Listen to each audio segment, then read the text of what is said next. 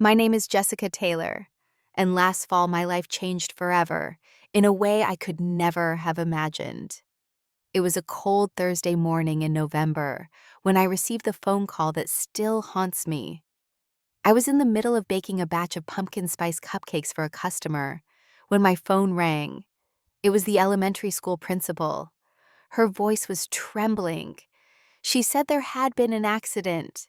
A pickup truck had run a red light and slammed into the school bus, taking the kids on a field trip to the science museum. My 8-year-old daughter Lily had been airlifted to the nearest trauma center. She was unconscious. I dropped the mixing bowl. My hands started shaking. I didn't even hear the rest of the call. I just grabbed my keys and ran out the door. I don't remember much about the drive to the hospital, only that I kept whispering Lily's name over and over like a prayer. By the time I arrived, she was already in surgery. A nurse led me to a waiting room where I sat frozen for hours, surrounded by families crying, praying, pacing.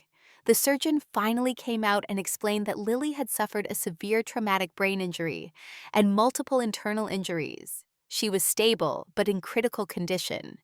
They had placed her in a medically induced coma and hooked her up to machines to keep her alive. It was the worst moment of my life. I remember walking into the ICU and seeing her tiny body covered in wires and tubes. Her hair was matted with blood. Her face was bruised and pale. I stood there unable to move, barely able to breathe. That was my baby, my whole world. I didn't know who to call, but instinctively I texted my mom. I wrote Lily's in the ICU. She's on life support. Please, I need you. 10 minutes later, my phone buzzed. I hoped it was her rushing to say she was on her way. Instead, the message read, "Take the trash out when you get home. It's already overflowing." I stared at the screen. Maybe it was a mistake. Maybe she didn't understand, I replied. I can't. I'm in the hospital. Lily's fighting for her life. Her response came immediately. You always ruin everything with your selfish drama. I felt the air leave my lungs. Then another message came through, this time from my sister Tracy. God, Jess, stop being so dramatic. Kids get hurt all the time. You act like you're the only parent who ever had to deal with something hard. Then came my dad's message. We all have responsibilities. You're not the only one with problems. Don't make this all about you. I sat there numb as the reality sank in.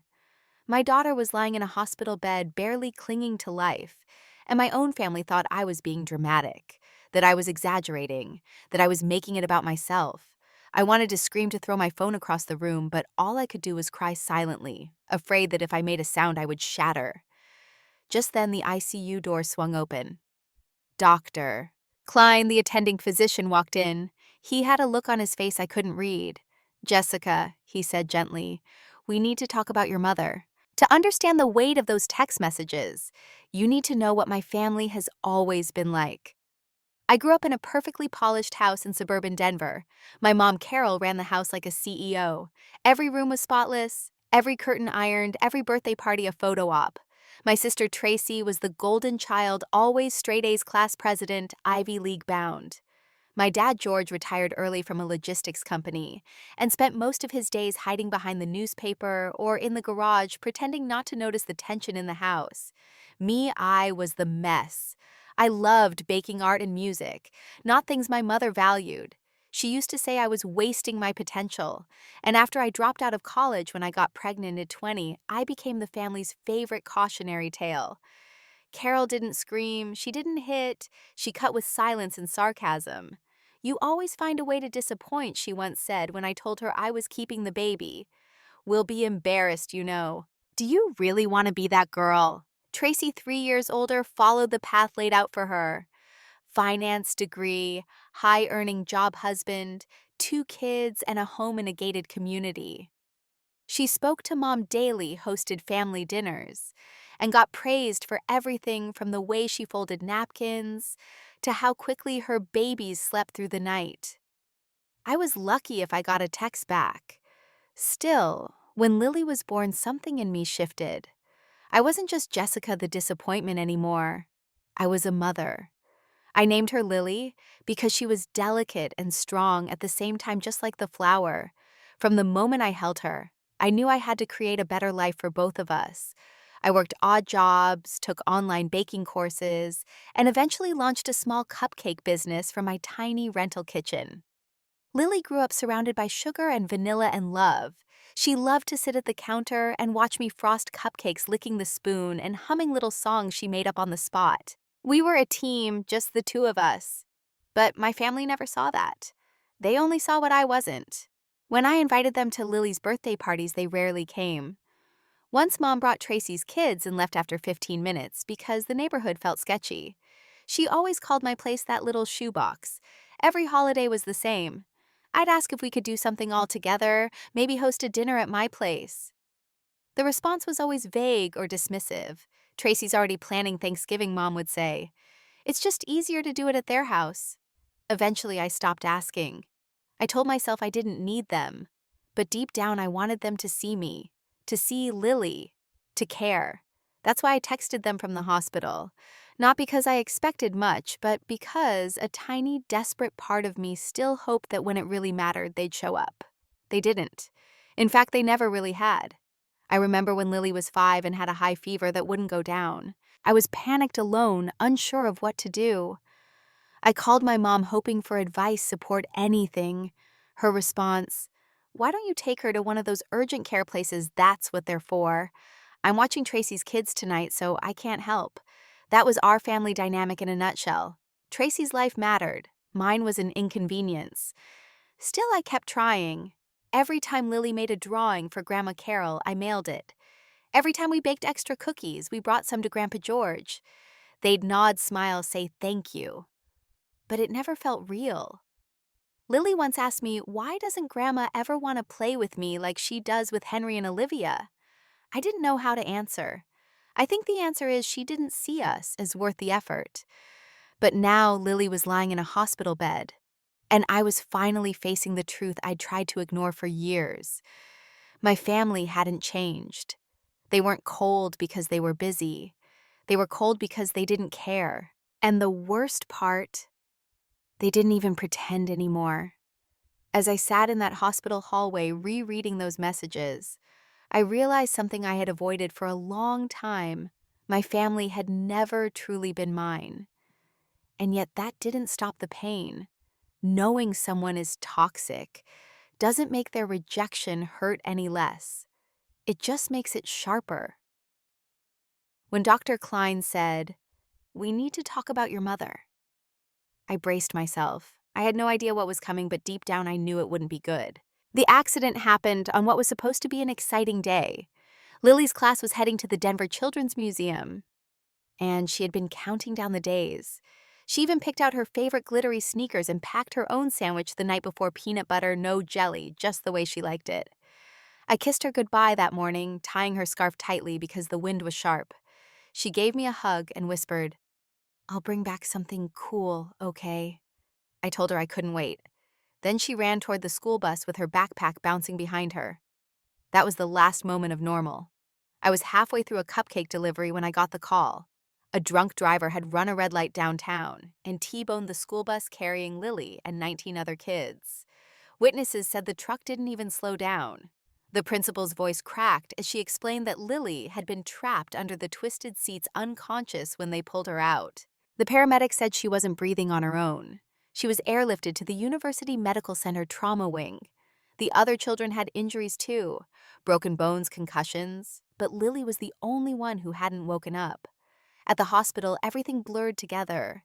The rapid-fire questions from triage nurses, the signature forms I couldn't read, the antiseptic smell, the hum of machines. I just kept repeating, "Please don't let her die. Please, please." The doctors put her into a medically induced coma to stabilize her. Her brain was swollen. They were monitoring pressure every minute. If things didn't improve in the next 72 hours, they might have to operate. I barely left her bedside. The nurses were kind. One of them even brought me a blanket and a warm coffee when she saw me shaking. Another gently helped me pull a chair close so I could sit by Lily's head and stroke her hair. Still, not a single member of my family showed up. They had read the texts. They knew what happened. But I sent a follow-up message later that night, this time more desperate. Lily might not make it. Please, I don't want to do this alone. No response. By the next day, the group chat turned back to normal Tracy. We're doing Thai or sushi for Mom's dinner Saturday. I vote Thai. Carol. Thai, but Jess, if you're coming, please don't talk about hospitals or sickness. This is supposed to be fun. Dad, keep the drama to a minimum. This is supposed to be a family night. They were planning a family dinner while my daughter lay unconscious. The worst part, I wasn't even surprised anymore. They had always made me feel like an outsider. Now they didn't even try to hide it. I didn't have the energy to argue. I focused on Lily. I sang her lullabies, read her favorite storybooks, held her hand, and whispered over and over, "You're strong. Mommy's here. Just hold on." By day 3, Lily's condition hadn't improved. The doctor started discussing the possibility of inserting a pressure monitor directly into her skull. It was risky. Every decision felt like a minefield. I hadn't showered. I'd eaten nothing but vending machine crackers and warm Diet Coke. Still, I refused to leave. I knew if the roles were reversed, Lily would stay for me. I needed someone, just one person, to ask how she was doing, how I was doing. Instead, I got a Venmo request. Tracy had sent me a bill for her share of Grandma's birthday dinner, a meal I wasn't even invited to. I stared at the notification and laughed out loud. It was hollow, bitter, ugly. These people were my family, at least by blood. But what kind of family sends you a $45 request while your child's on life support? I thought it couldn't get worse. But then Dr. Klein returned later that afternoon and said the words that would shift everything. "Jessica, I need to tell you something about your mother." Dr. Klein closed the door behind him as he entered the small consultation room next to Lily's ICU unit. His face looked tight, professional, but also hesitant, like he was about to deliver something he wished he didn't have to. I stood up immediately. "Is Lily okay?" I asked. "She's stable," he said quickly, putting his hands up to calm me. "There's been no change since this morning, but her vitals are holding steady. That's a good sign." I exhaled, my knees almost giving out. "But that's not why I asked to speak with you privately," he continued. I frowned. "What is it?" Dr. Klein cleared his throat and looked down at the folder in his hand, then back at me. "This morning, someone called the nurses' station pretending to be Lily's grandmother, your mother, Carol Taylor. She identified herself clearly, asked for your daughter's status. Our staff has always informed her we couldn't share medical details without parental consent." He paused, like he wasn't sure how much to say next. She then asked to speak to a caseworker. She was insistent and said it was urgent. I was already uneasy. Why would she need a caseworker? She told our social worker that she was concerned about your financial situation and wanted to know if it was appropriate to discuss end-of-life options. I blinked, confused. End of life. Dr. Klein nodded solemnly. She asked about brain death criteria, about how long a patient is typically kept on life support in these cases, about whether you had life insurance for Lily, and if organ donation was being considered. The room started spinning. She asked what she said, and I quote, "I just want to be realistic. My daughter doesn't always make smart choices, and this little girl has been through enough." I sank into the chair behind me, feeling like the floor had disappeared. Dr. Klein sat down across from me, lowering his voice. "I need to ask this, Jessica. And please know this is not a judgment. Did you ever discuss these kinds of plans with your mother? Did you tell her anything about Lily's insurance policy?" I shook my head violently. "No, never. I would never. Lily's everything to me. I don't care how broke I am. I'd sell everything I own to keep her alive." Dr. Klein nodded again. "I didn't think you had." I told the social worker this seemed out of character based on what we've seen from you here. You haven't left your daughter's side since she was admitted. But I had to confirm. I was trembling. She asked if she could benefit if Lily died. She asked who the beneficiary was. And when she didn't get answers, she asked if she could speak with hospital administration. She mentioned legal guardianship and said she was preparing to step in if needed. That broke something inside me. It wasn't just the selfishness anymore. It wasn't just the cold texts or the absence. It was this premeditated cruelty, the willingness to speak about my daughter's death as if it were a business transaction. I want it documented, I said, my voice cracking but firm. Everything she said, every call, every detail. Dr. Klein nodded. It's already in the file. And if it makes you feel safer, we can put a password on Lily's chart. No one, even relatives, will be able to access her records without it. Yes, I said immediately. Do that, please. And Jessica, he added, standing, I've seen families go through the worst and bring out the best in each other. But I've also seen the kind of manipulation and emotional violence that no parent should have to face alone. I don't know your whole situation, but I just want to say, we see what you're doing for your daughter, and it's extraordinary. I couldn't respond. I just nodded, trying not to cry. As he left the room, I sat there in silence. I thought about every Christmas I'd spent trying to win my mother's approval, every apology I'd made for simply existing outside her expectations. Every time I told myself she was just distant or traditional or overwhelmed. But no, this was who she really was. She wasn't worried about Lily. She was worried about money. She was planning for my daughter's death like it was a possible financial opportunity. And I would never, ever forgive that. That night, I sat beside Lily's bed in the dim glow of the heart monitor. Her little hand was tucked into mine, wrapped in gauze and IV tubing. The steady beep, beep of the machines was the only sound, and every few minutes I reminded myself she was still breathing, even if the machines were helping her do it. But I wasn't just terrified anymore. I was angry, and that anger gave me clarity. If my own mother was willing to call the hospital and ask about my daughter's death, and even tried to position herself as the legal next of kin, then this wasn't just neglect or emotional cruelty. This was dangerous. I needed to protect Lily and myself. So I started doing what I knew how to do, documenting. First, I scrolled through all the recent text messages from my family. I took screenshots of everything.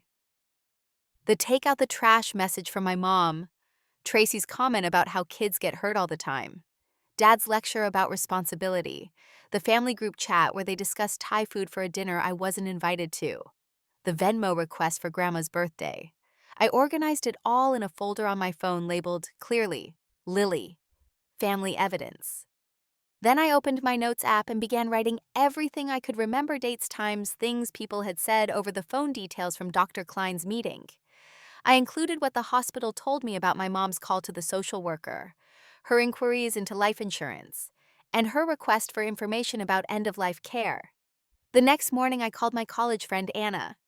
She was a family lawyer now working with abuse and custody cases. I hadn't spoken to her in nearly a year, but when I explained what was happening, she didn't hesitate. Start keeping records, she said. You're already doing that good. Get written statements from the hospital if they'll provide them. And we can put together an emergency legal notice to block your mother from accessing any decisions or information. You have full legal custody of Lily, and she has no rights unless you give them to her. I felt a surge of power just hearing those words. She's trying to build a case that you're incapable, I said. I can feel it. She told the social worker she was preparing to step in. Anna didn't even sound surprised. Narcissistic control tactics, she said. She's exploiting a crisis to reassert control and maybe profit off it too. It's not uncommon, sadly, but you're doing the right thing. Get ahead of it.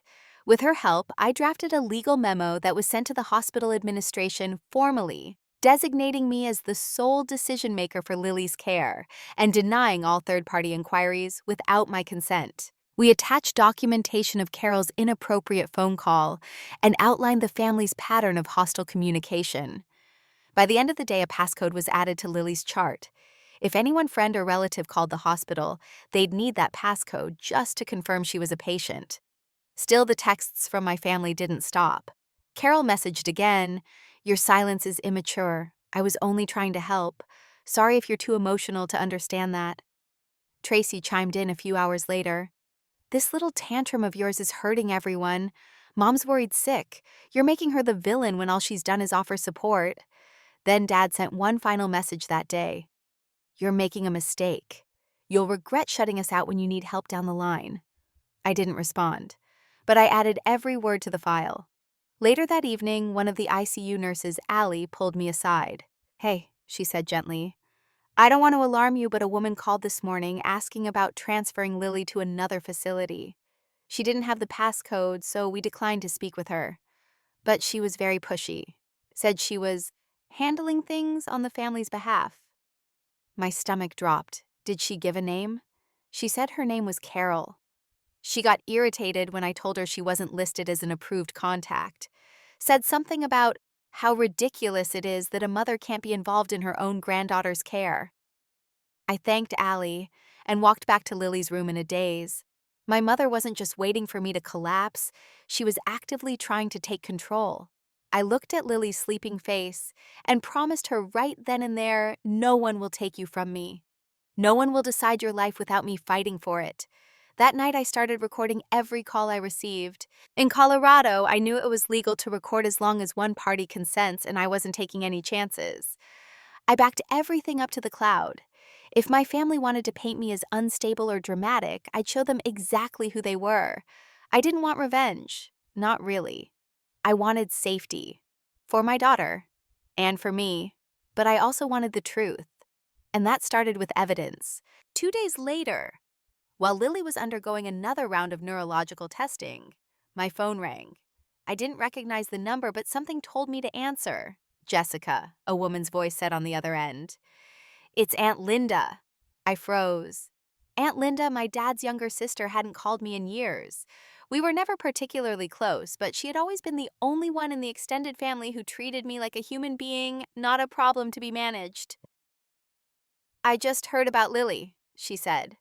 Her voice was tight. Oh, honey, I had no idea. Carol told everyone it was a minor accident, that Lily had a concussion, but she was fine and you were just being dramatic. I sat down in the hallway outside the ICU and let out a breath I didn't realize I'd been holding. She told people Lily was fine. She told the whole family that you didn't want calls or visits. Linda continued that you were handling things and didn't want the distraction. She said you'd get angry if anyone interfered. That hit me like a punch to the chest. All the silence, all the lack of messages, no cards, no flowers. I thought no one cared. I thought no one noticed. But it wasn't that. They just didn't know. I've been here in the hospital for a week, I said slowly. Lily's been in a coma, on life support, and I thought no one cared.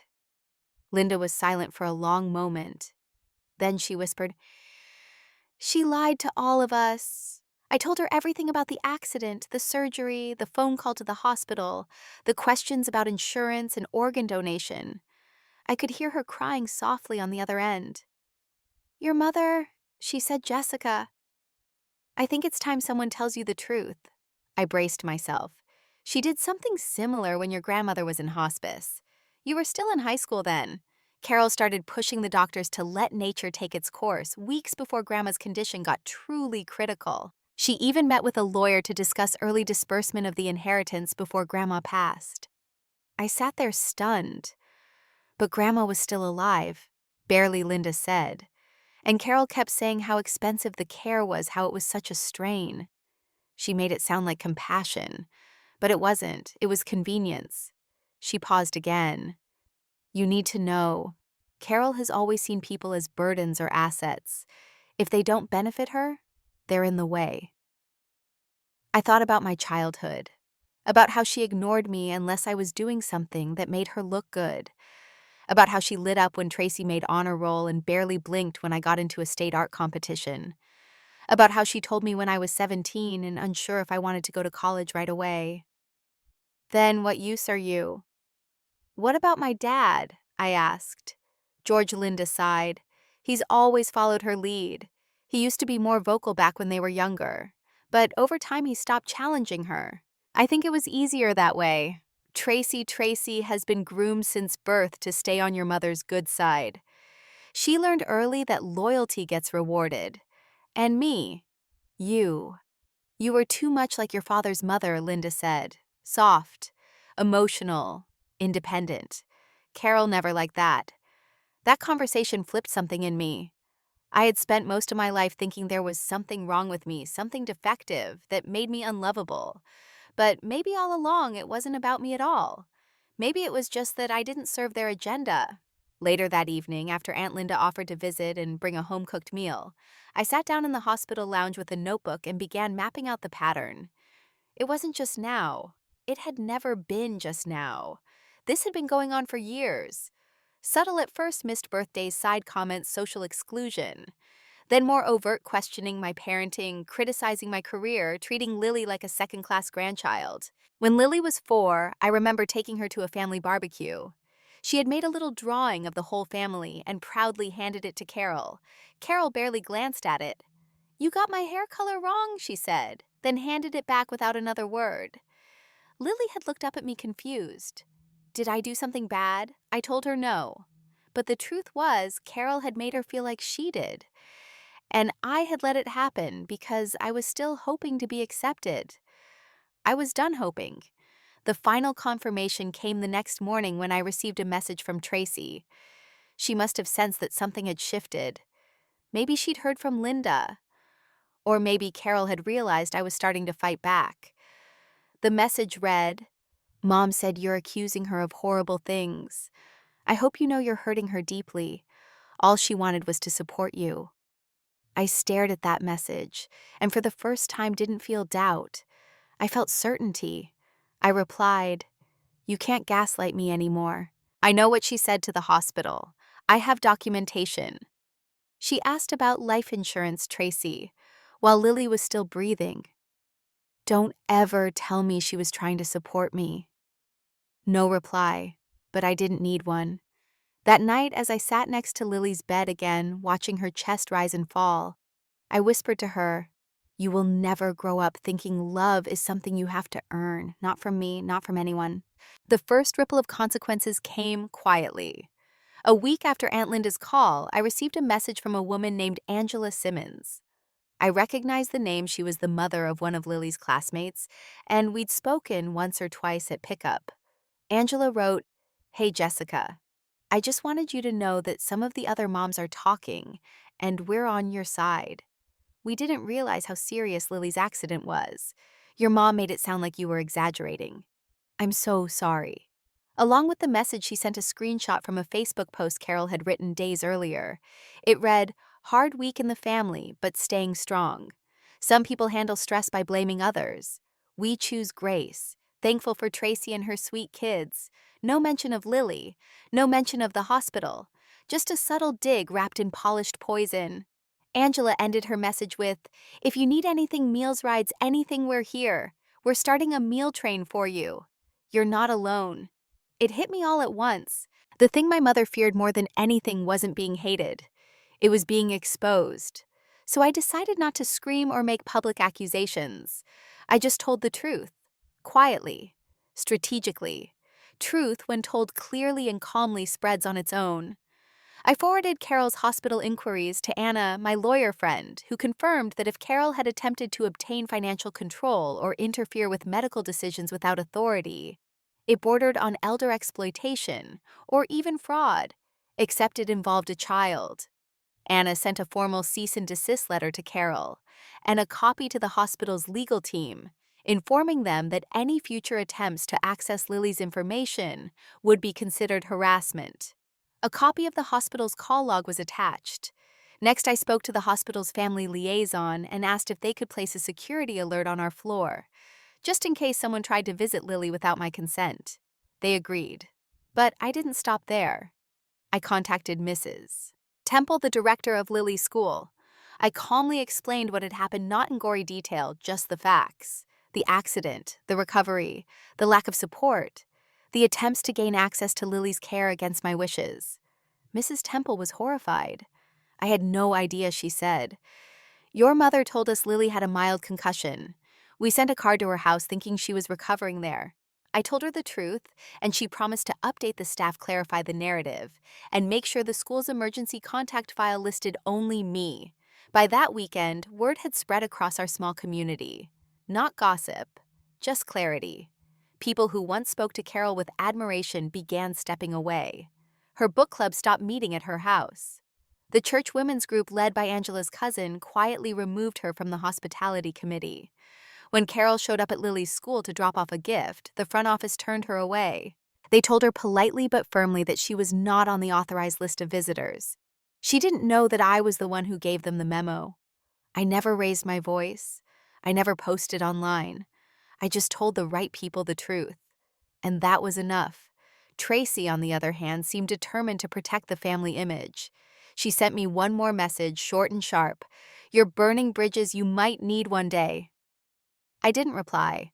Instead, I forwarded the message to Anna, who added it to the file. I wasn't burning bridges. I was identifying the ones already collapsing and stepping off them before they dragged me down. The most satisfying moment came when I heard through Angela that Carol had tried to book a local community center for a fundraiser brunch. The coordinator declined. Apparently, enough people had heard what she'd done, enough to decide they didn't want her speaking on family values anymore. Still, even in their quiet downfall, I didn't feel joy. Not really. I felt relief, space, freedom. The world didn't need to turn against them. I just needed to stop protecting them. And once I did, everything else took care of itself. 3 weeks after the accident, Lily opened her eyes. It was slow at first, blinking, staring, then confusion. But then she looked at me, really looked, and whispered, "Mom." I broke down right there at her bedside. I laughed. I sobbed. I thanked every star in the sky. Dr. Klein called it a miracle. The swelling in her brain had gone down just enough. There would be months of physical therapy, speech recovery, maybe even cognitive therapy, but she was alive. She was still my Lily. Within days, she was able to sit up with help, squeeze my hand, and giggle when I read her favorite silly poems. She asked for a purple popsicle. She wanted to draw again. The sparkle in her eyes was back. We stayed in the hospital for another 2 weeks before transitioning to a home rehabilitation program. Friends and even strangers sent cards, groceries, little art supplies. Angela came by with muffins and school supplies. Aunt Linda visited every Saturday bringing puzzles and stories and her dog Max. Meanwhile, my parents remained silent. The texts stopped. No apologies, no explanations. And I realized something important: their silence was not absence. It was proof. Proof that they had never truly cared, not in a way that mattered. Because love doesn't disappear when things get hard. Real love shows up. One afternoon, while Lily was coloring at the kitchen table, I received a message from Carol. It was short. "I heard Lily is doing better. I think we've had a misunderstanding. I was only trying to help. Maybe we can meet and talk." I stared at it. There was a time I would have jumped at the offer, hoping, begging, praying that we could fix it, that we could have some kind of reconciliation. But not anymore. I didn't need her to understand. I didn't need her to feel sorry. I didn't need anything from her. Lily looked up from her drawing and said, "Can we send Grandma Sylvia a picture?" She sent me a postcard today. Sylvia was the mother of Dean, an old classmate I'd recently reconnected with. He was now a pediatric physical therapist and had been helping Lily with her balance and motor skills. Slowly, that connection had turned into something more, something kind and gentle and real. Sylvia had taken to Lily like her own grandchild. She called to check in, brought snacks and crafts, and talked to me like I was worthy just as I was. Lily didn't even ask about Carol anymore. She had found her own definition of grandma, one that felt warm and safe. I deleted the message from Carol without responding. A few months later, I stood with Lily on the school steps on her first day back. She wore her glittery sneakers again, her hair tied in a pink ribbon, her backpack slightly too big for her small frame. She looked nervous but excited. Before she went in, she squeezed my hand and said, "I'm glad I stayed." I nodded, tears in my eyes. Me too. That night, she asked, "Will I ever see Grandma Carol or Aunt Tracy again?" I thought for a moment. Then I sat down beside her. Sometimes I said people who are supposed to love us don't know how, or they only love us when it's easy. That's not real love. Real love stays. It listens, it protects. So maybe one day, but only if they show they can be safe people again. She nodded slowly, like how I had to learn to walk again. "Yes," I said, smiling, just like that. Sometimes people need to relearn how to be kind, and until they do, we stay with the ones who already know. She thought about it, then said, "Like Sylvia and Dean." Exactly. That night after Lily went to bed, I sat in the quiet of our small living room. The place was still cluttered and I hadn't caught up on work and bills were waiting, but I felt something I hadn't in years. Peace. It didn't come from victory, it didn't come from revenge, it came from clarity. I hadn't burned my family bridge. I just finally stopped building it alone. Sometimes the deepest form of love is letting go of those who hurt you, even when they share your blood.